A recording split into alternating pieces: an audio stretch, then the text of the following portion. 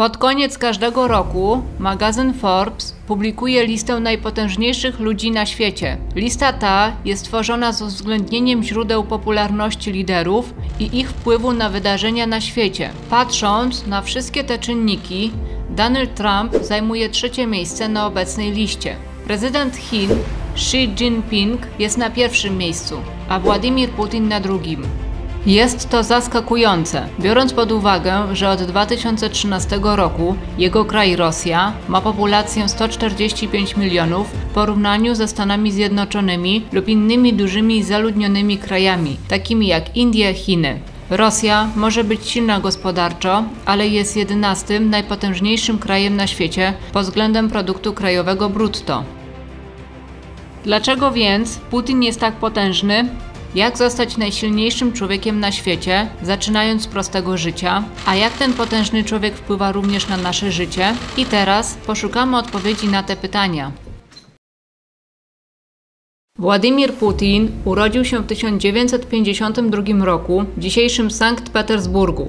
Jego ojciec był robotnikiem w fabryce, a jego 2 bracia młodo zginęli, jeden podczas okupacji przez wojska niemieckie.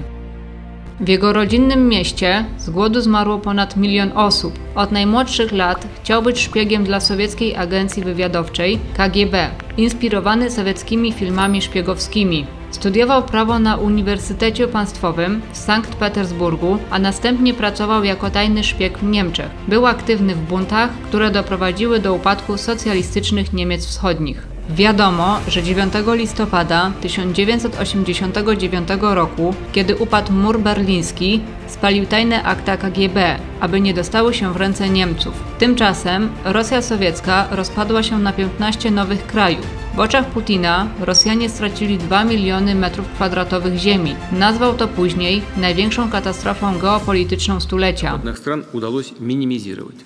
Nowy rząd musiał sprywatyzować lub sprzedać wszystkie z około 45 000 przedsiębiorstw publicznych, takich jak przedsiębiorstwa energetyczne, wydobywcze i telekomunikacyjne, będące wcześniej własnością reżimu komunistycznego. Rosyjska gospodarka chyliła się ku upadkowi, a wszystkie te firmy wpadły w ręce kilku bardzo bogatych ludzi, znanych dziś jako oligarchiczni władcy Rosji. Nowa Rosja miała też trudności z formowaniem się państwa. Popularność pierwszego prezydenta, Borysa Jelcyna, nie pocieszała, ponieważ współpracował z Zachodem, a na dodatek był alkoholikiem. Rosjanie myśleli, że jest marionetką i klaunem Zachodu. Aby jednak utrzymać się przy władzy, przekazał władzę polityczną oligarchicznym władcom, powodując ich jeszcze większy wzrost.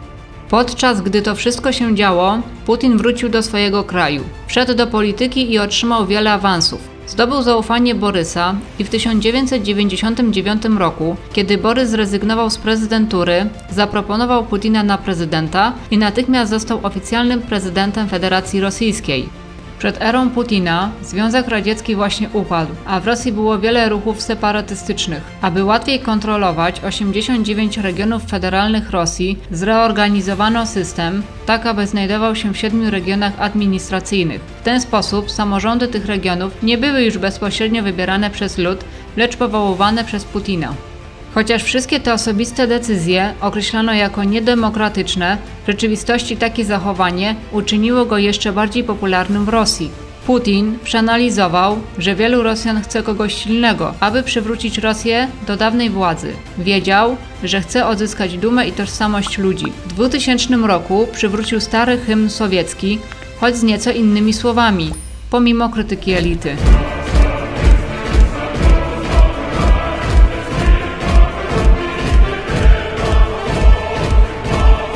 Ten wykres pokazuje, jak nierówności się pogłębiły, a gospodarka załamała się po upadku Związku Radzieckiego. W tym momencie Putin dostał się do polityki. Putin padł jak żelazna pięść na głowy oligarchów i mafii. Oligarchia wkrótce zdławiła swoich władców na własnych zasadach.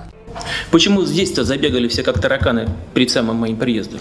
Если собственники договориться между собой не смогут в том или в другом виде, to это будет сделано без was. Ci, którzy poparli Putina, zostali nagrodzeni, a ci, którzy go nie poparli, zostali wyeliminowani. Вы подписали этот договор? Да. Олег Владимирович подписал? Что я не вижу вашей подписи? Идите, подпишите. Идите ко мне. Только вторичку у меня, видите? Gdy osiągną władzę absolutną, oligarchia podporządkowała siłą swoich władców sobie i Rosji, do tego stopnia, że 5–10 największych rosyjskich firm jest w całości własnością państwa lub państwo jest największym udziałowcem tych firm. Przejął także stery rosyjskiej telewizji, gdy tylko objął urząd w 2000 roku. Całe redakcje stały się państwowymi maszynami propagandowymi, a ten reżim zawsze zaczynał opowiadać historię o tym, że jest potężnym przywódcą. Putin interesuje się zwierzętami i dziećmi ze względu na swój wizerunek, który stara się pokazać jako silny, kochany i charyzmatyczny. Był bardzo ostrożny podczas pozowania i często zachowywał się tak, jakby wkroczył w czyjś zawód i osiągnął niesamowity sukces. Trening Putina judogi z czarnego pasa, pomaganie w pobieraniu próbki skóry wieloryba w Zatoce Olga, przeglądanie statku zatopionego w Zatoce Fińskiej i mierzenie wielkości niedźwiedzia polarnego podczas badań naukowych. Nikt w tym kraju nie jest tak znany i popularny jak Putin. To słynne zdjęcie zostało zrobione na Morzu Czarnym, gdzie dwie starożytne greckie amfory są niesamowitymi znaleziskami archeologicznymi, a opowiedziana historia jest taka, że Putin po prostu popłynął i znalazł je. Okazało się, że te amfory zostały tam umieszczone celowo. Przesłanie, które Rosjanie zrozumieli z tego wszystkiego, było takie, że Putin był niesamowicie silnym macho i imponującym prawdziwym, idealnym Rosjaninem. Wiadomość wysłana do elity kraju jest taka, że jestem właścicielem tych miejsc. Nie musicie się martwić, że kraj wymknie się nam z rąk. Jestem zdrowy, silny i wszystko będzie dobrze. Chociaż Rosja dominuje nad niewiarygodnie dużym lądem, jej dostęp do mórz i oceanów jest ograniczony. Ocean Arktyczny zamarza na około 6 miesięcy każdego roku. Z tego powodu Rosja ma ograniczone pole do działania.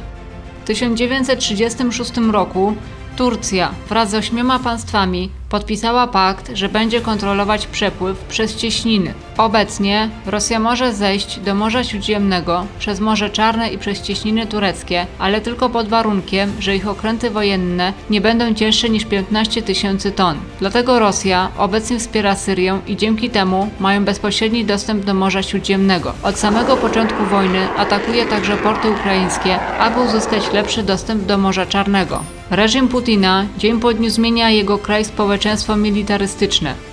Wspiera wiele partii prorosyjskich w Europie. Tworzy własną propagandę na świecie.